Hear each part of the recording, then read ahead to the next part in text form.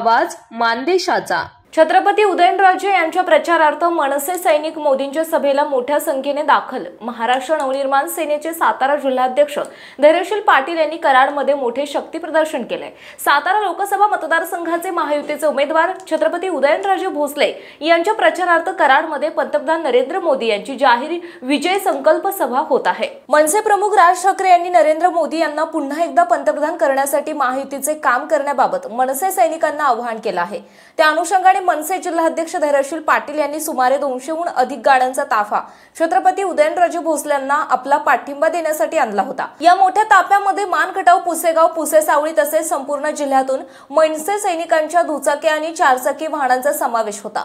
मनसेचे झेंडे गाड्यांवर बांधून मोठ्या संख्येने कार्यकर्त्यांनी जोरदार घोषणाबाजी करत या शक्ती प्रदर्शनात आपला सहभाग नोंदवला होता। कराडमध्ये धैर्यशील पाटील यांना पत्रकारांनी सविस्तर नियोजनाबाबत विचारलं असता त्यांनी मनसे प्रमुख राजसाहेब ठाकरे यांच्या आदेशानुसार आणि अखंड महाराष्ट्राचे दैवत असलेल्या छत्रपती शिवाजी महाराजांचे थेट वंशज असलेल्या उदयनराजे भोसले यांना पाठिंबा देण्यासाठी आणि मोदीजींना ऐकण्यासाठी आम्ही सगळे कराडमध्ये दाखल झालो असल्याचं सांगितलं।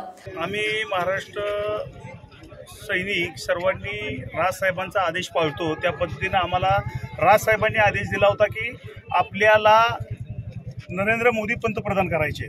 त्यामुळे डोळ्यासमोर नरेंद्र मोदी तुम्ही आणायचं आणि कमळाला मतदान करायचं।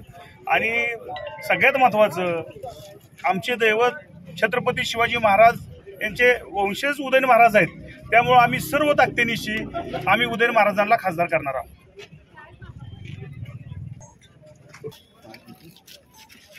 म्हणून आज आम्ही 200 ते 250 गाड्या घेऊन मोठ्या संख्येने, हजारोच्या संख्येने आम्ही आज छत्रपती उदयन महाराजांना पाठिंबा दिलेला आहे आणि त्यांच्याच नरेंद्र मोदी यांच्या सभेला आलेलो आहे। महाराष्ट्र निर्माण सेनेचा मानसोफर न्यूज प्रतिनिधी एकनाथ वाघमोडे, वावरहिरे।